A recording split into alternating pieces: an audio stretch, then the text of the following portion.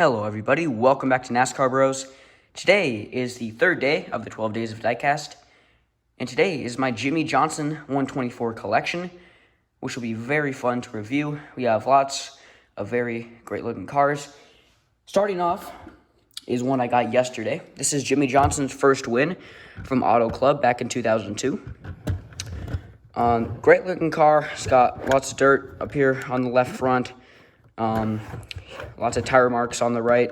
This car really looks fantastic. I'll do a proper review on it in a few weeks probably, but it looks really nice. This is a great car to have. Glad I got this one because now I have his first win and his last race, which will be the last car that we look at here, but glad I got this one. Pretty cool car.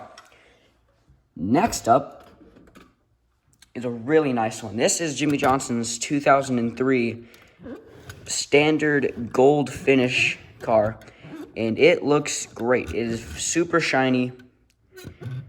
It is the Elite, so got suspension, trunk opens, all that. Really nice car. Not too many of these were made. You can see 295. I think they made about 300 of these, and it really does look good. So again, super shiny. Gold looks really nice. Got this one last year. Looks super nice. Way better than just his normal paint scheme from that season. So, one of my favorites. Next up, though, we got his standard 2006 paint scheme. So, again, not anything special. We'll just do a quick little glance at this one. But it's nice. It's a nice paint scheme. I might get one of his race wins from this year and sell this one. But, it's a nice car, but we got better, like the next one here, which is a very cool one. This is Jimmie Johnson's 2007 Martinsville win with the COT. See, trunk comes open, hood comes open. You saw this one in the Diecast review if you did watch that. If not, go check it out. But the hood goes all the way back, so there's like nothing to stop it. Thought that was kind of funny. It was like that on my my Alex Bowman Martinsville win as well, except it was the trunk. So that's something kind of weird and different about this car, but it's a pretty good race win. It's got a big tire mark there from the back, a few marks there on the back bumper. Pretty clean along the right, and then you got the big scuff up front there. This is the one where he battled with Jeff Gordon to get the win. So, it's got pretty good race detail.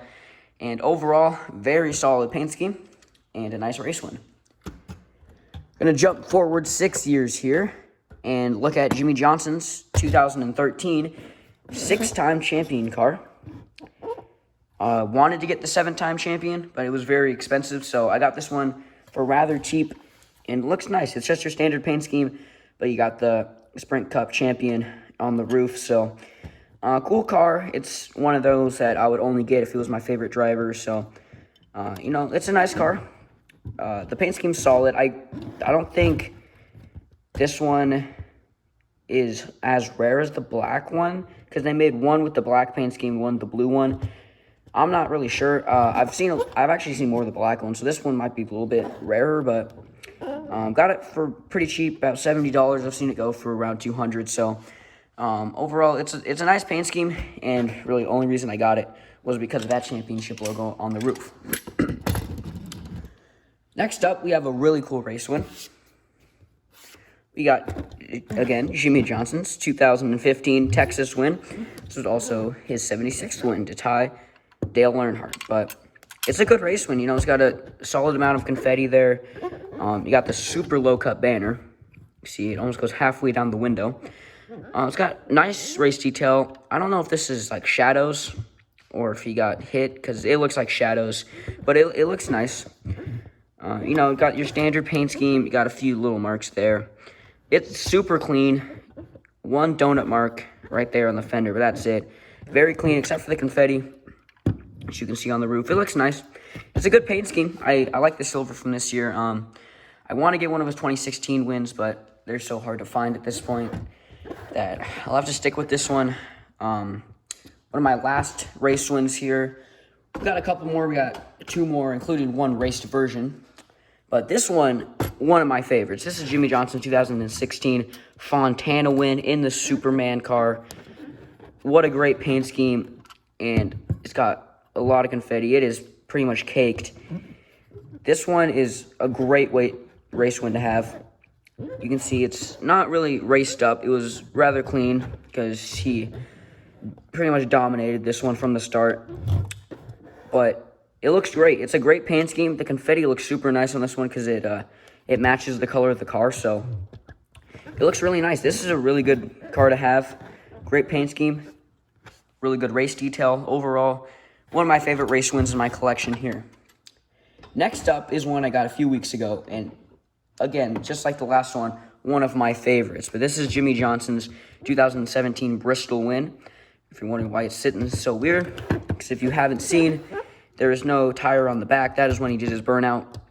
I wanted to add a tire to it, but it sat fine on the stand like this. So if you just have it off, it just kind of leans back like that. But this car is great. It has lots of race detail, as you can see on this side. Lots of donut marks, lots of dirt. It is all scraped up and lots of scuffs here. The front is nice and dirtied up. You got the yellow splitter, lots of dirt, some tape there. Low cut banner with the tear-offs right there. Solid race detail around the left side, and the cut-up fender from the burnout. That's why there's no tire. It just got completely shredded off. So, great race detail on this one. This one's also super rare. Got it for pretty cheap, about $140. So, I want to complete the set of the 2017 wins, so I got to get the Texas and Dover wins, but the Dover one's almost impossible to find. So, for now, I will stick with the Bristol one. Here is the Jimmie Johnson 2020 All-Star car. Terrible paint scheme. Looks awful. Hate the number back. Only reason I got it is because it does light up. Batteries just died in it, though, so you can't see it. If you watch my review I did on it a few years ago, so, you know, we won't be the best review, but you can see the lights. It looks good. Only reason I really got this one. So, pretty bad paint scheme, but if I had batteries for it, I would light it up for you. But pretty bad paint scheme. But this one is not. This is his final ride back in 2020. The silver is fantastic on this one. Very shiny. Race detail solid. You know, got a few donut marks. Here you got the fuel spillage in the back. Tires are all roughed up. You got pretty solid amount of dirt like normal at Phoenix. This is all, you know, kind of scuffed up there. You got the sun banner there, which adds detail. Pretty rare to get a car with the sun banner on the window there. Got, again, the low-cut banner just for the sun. Got the roof cameras. It's a solid race diversion car. You know, it's not a winner. But really, this won't be his last ride, technically. It'll be the last ride in the 48. But since he is going to come back next year in the 44, I assume, we will be getting some of those cars for sure. So this is my Jimmie Johnson collection so far until next year when some of his cars come out. And yeah, so hope you guys enjoyed day number 3 of the 12 days of Diecast. Not sure what tomorrow's video will be. We will either have the special finishes or the raced versions, but I want to wait for the Kurt Busch Kansas win to get here. So expect the special finishes in tomorrow's video. But I hope you guys enjoyed today. If you guys like any of these Jimmie Johnsons, make sure to tell me down in the comments below, because these are my favorite cars as a huge Jimmie Johnson fan.